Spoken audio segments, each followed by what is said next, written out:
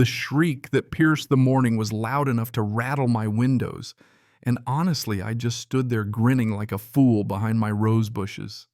I knew that sound. It was Karen Fitzgerald, our self-appointed HOA queen, finding out her favorite shortcut to the pool was gone for good. There she was in her $200 swimsuit and matching cover-up, rattling the brand new padlock I'd slapped on the side gate just the day before. Her face turned the exact shade of my custom red diamond driveway, the very driveway she'd spent the last 3 weeks trying to claim as common property. I just turned the hose back on the roses and thought, sometimes all it takes for justice is a $20 padlock from Ace Hardware. I'm Jake Sullivan, 42 Army Corps of Engineers vet, and until recently blissfully unaware of how far a bored HOA president could go to make life miserable. When I bought this house in Meadowview Heights, I figured I'd left territorial nonsense back in the service.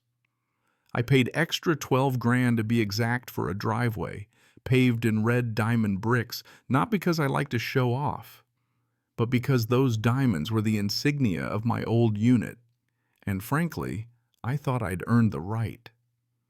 The driveway wrapped around my corner lot, tucked right up to a strip of grass. The HOA kept mowed, but every inch of those bricks sat on my land, no matter what Karen liked to imagine. Now, Karen, let me tell you, she moved in a couple years before I did, and within 6 months, she'd somehow made herself HOA president-treasurer and self-declared queen. 53, permanently irritated with a husband I only ever saw grilling in silence, and kids who came around for the holidays, she ran the place like her own little fiefdom. She had a tape measure for grass, took pictures of trash cans like it was her job, and her life's mission was to keep the neighborhood exactly as she saw fit, with the rules changing whenever she felt like it. My first real run-in with her, I was unloading boxes, and she sauntered over to inform me my moving truck was 2 minutes past the approved unloading time. I probably should have seen the warning signs then, but I figured give people a chance, right? That optimism lasted about 6 months. One day, I'm working from home, and I hear these sharp little footsteps on my driveway. I step out, and there's Karen snapping photos of my pavers from every angle, clipboard in hand. She told me syrupy sweet that my decorative modifications were under review for violations and that my red diamonds weren't up to community standards. She claimed the driveway encroached on HOA land and even went so far as to say the color might confuse delivery drivers. Really, red brick's more confusing than plain gray. I told her politely that my driveway was developer approved, fully permitted and paid for. She didn't care. She said the HOA board could overrule old approvals if they decided it was an issue. And when I made it clear I wouldn't be ripping out my driveway, her whole demeanor shifted. She warned me with this fake smile that the HOA had ways of handling non-compliant homeowners, then strutted down every single diamond brick in those heels like she owned the place. The next morning I wake up to a bright orange violation slapped to my front door, $200 for unapproved modification. Underneath another $200 for a potential safety hazard. By the end of the week, I'd racked up $1,000 in fines for a driveway that had been there since before I bought the house, and that my friends was just Karen getting started. She began using my driveway as her own personal shortcut to the pool, claiming since it was under review, she could assess it whenever she pleased. Every morning at 9:30, swimsuit and sarong, she'd strut across my red diamonds, sometimes dragging her fold-up chair behind her like she was at the Ritz. I put up a tiny no trespassing sign. She ripped it down and left me a violation for improper signage. When I confronted her, she said she was on official HOA business, and then she started dragging other board members with her like my driveway was the hottest new tourist attraction in town. It was wild. One morning, she even parked a landscaping truck on my pavers while the crew worked next door. When I protested, she said the driveway would soon be HOA property anyway, so what did it matter? Then came the real power move. Karen filed a motion with the board to seize part of my driveway as an easement so residents could get to the pool path. Her plan: rip out my red diamonds, pour gray concrete, and bill me for the privilege. She actually suggested I should thank her for increasing my property value. The board set a hearing for a month out, so I did what any sane person would do. I called a lawyer. Patricia Lawson, HOA buster extraordinaire, got to work. First thing, she dug up every bit of county documentation, original subdivision plans, everything. Turns out not only was my driveway fully on my property, but the developer had left a buffer zone of 3 feet between my land and the HOA strip intentionally. And the clincher: the HOA's own bylaws, section 12.4, said any board member making false property claims or harassing homeowners could be removed and made to pay the legal fees. We hired a licensed surveyor, got those bright orange markers hammered in, and I installed cameras documenting every single one of Karen's trespasses. The videos were priceless, her strutting, calling friends, lecturing neighbors about how her new bench would look great right where my driveway currently stood. Patricia was loving it. As soon as we got the surveyor's report, I called in a fencing company.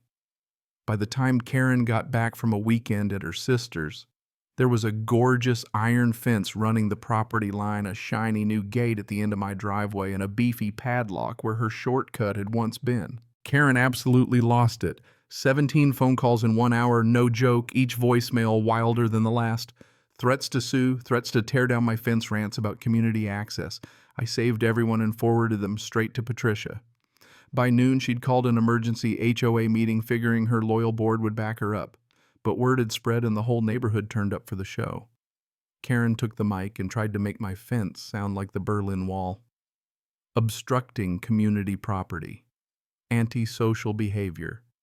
When my turn came, I just laid out the facts: surveyor's report, county docs, developer's plans, my land, my rights, end of story. Patricia got up and in front of everyone revealed Karen's real game. She showed Karen's emails from years before where she'd confirmed those same property lines in a dispute with another neighbor. Patricia called it harassment, trespassing, maybe even fraud, and she reminded the board about their own section 12.4. You could see them squirming in their chairs. When Patricia finished, the president, a retired math teacher named Robert, called a recess. You ever see grown adults panic whisper in a huddle? That was the board glancing at Karen, who was fuming at the podium. Meeting starts up again, and Robert reads the verdict: all fines dropped, easement proposal denied, and an official apology for the unfortunate situation. But it didn't stop there. A neighbor, Sandra Chen, who'd barely spoken before, stood up and called for a vote of no confidence in Karen. Abuse of power, false claims, potential legal exposure, she laid it all out. The board didn't even blink. They voted then and there 87-12 in favor of kicking Karen off the board. You should have seen her mouth open, face drained of all color, just lost. The fallout was quick. Karen got a cease and desist from the HOA attorney, and for the first time in years had to walk the long way to the pool. I'd catch her at sunrise trying to avoid me, but I made sure to be outside every time, waving and grinning. I even adjusted my garden schedule just for her. But here's the kicker. 2 months later, I saw workers in Karen's driveway. Turns out she wanted pavers of her own, something unique to outdo my red diamonds. But the new board, maybe a little salty, denied her request. Said her design violated uniformity standards, the very rule she'd tried to use against me. She stood there, letter in hand, cycling through every shade of red I've ever seen on a human face. I went ahead and put up a little brass plaque by my gate, private property verified twice. Some victories, you know, are best served daily. As for Karen, those legal bills from her failed war, over 15 grand plus another 8,000 the HOA billed her for their own lawyer fees. The day those invoices arrived, she caused such a scene in her driveway that 3 neighbors called the cops for a wellness check. Officer Davidson talked her down, but not before half the block heard her ranting about injustice and conspiracies. So that's how a petty HOA power trip turned into the most satisfying checkmate of my life. But tell me, what would you have done? Was I right to fight back, or just adding fuel to the fire?